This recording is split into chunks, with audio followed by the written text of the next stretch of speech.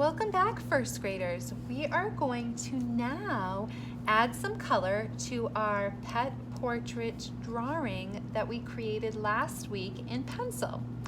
So for this part of the lesson, I am going to be demonstrating with watercolors and crayons, but you may use whatever art materials that you have at home. So whatever you have available is perfectly okay to add color. But we are going to add color this week because Angie Rozelaar, the artist that we are learning about, is known for creating bright, vibrant colors in her paintings. So we're going to really focus on that for this stage of the lesson.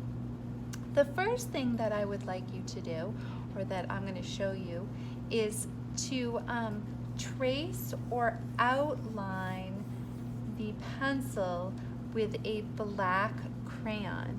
This is going to make your drawing pop off the page, and it's also going to give you a little bit of extra detail in your drawing. So I'm going to very carefully, staying on those pencil lines the best I can, trace with the black crayon. Now again, if you don't have a black crayon at home, you could use a black marker or a black color pencil.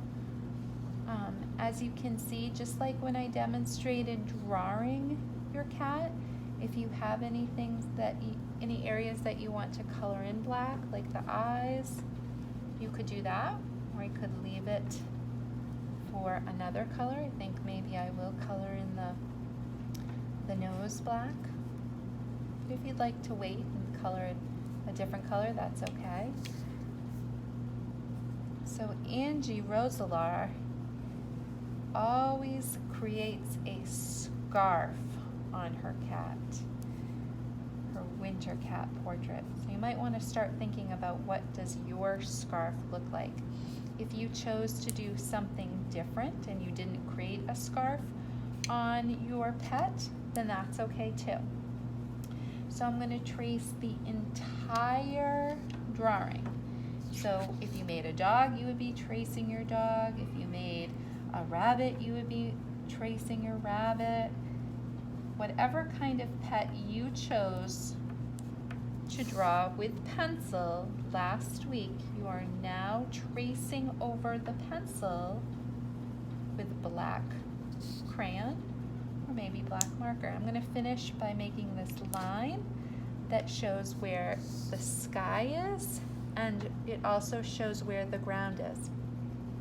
Now that I have my pet portrait traced, I'm going to really think about what colors I would like my pet, what colors I would like the sky. I can also think about what I would like for the actual scarf or pet. I think I already said that. But the one thing that I want you to make sure that you do is make sure you leave the ground white. That's going to be really, really important because this is a winter pet portrait, and we're going to leave the ground white to show the snow. So now that everything is traced, I'm going to start coloring it. Now you may decide that you would like to color in your pet with crayons, and you could continue with crayons. Maybe you really like to use crayons.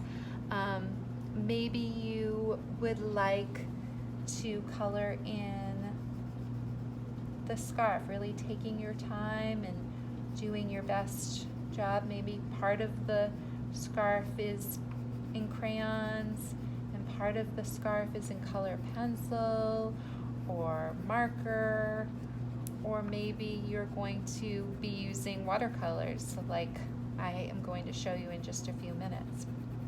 Okay, but you are going to be thinking about Angie Rozelaar's art and how she really created bright colors in her art.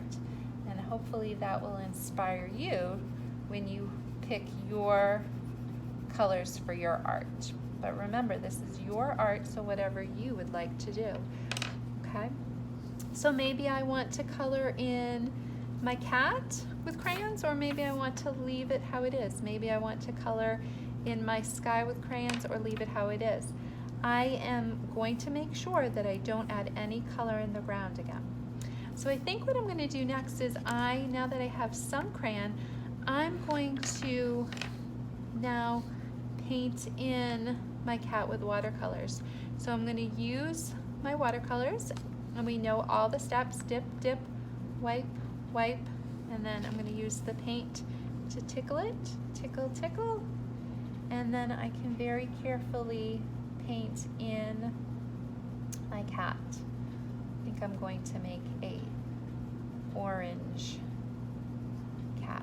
If I run out of paint, I go back to the water, dip, dip, wipe, wipe, tickle, tickle, and paint in as carefully as I can. Maybe my cat is part orange, part brown. It could be a mixture of colors. Maybe your cat is unrealistic and your cat is blue or purple.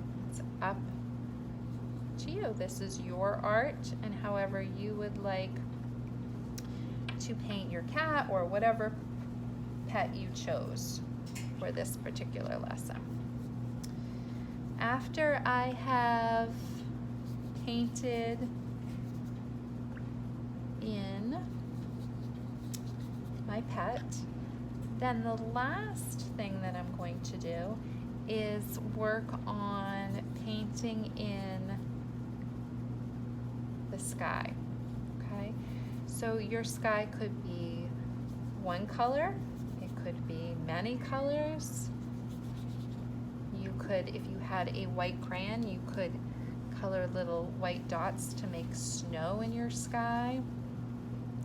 It's kind of up to you. This is your painting, okay?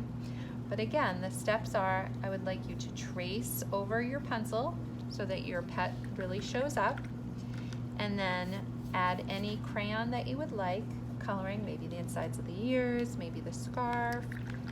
And then I would like you to make sure that you add color to your pet.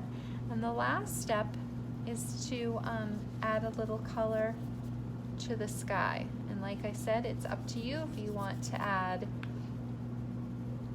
more than one color or one color, but remember, you're going to stop right at that line that we made.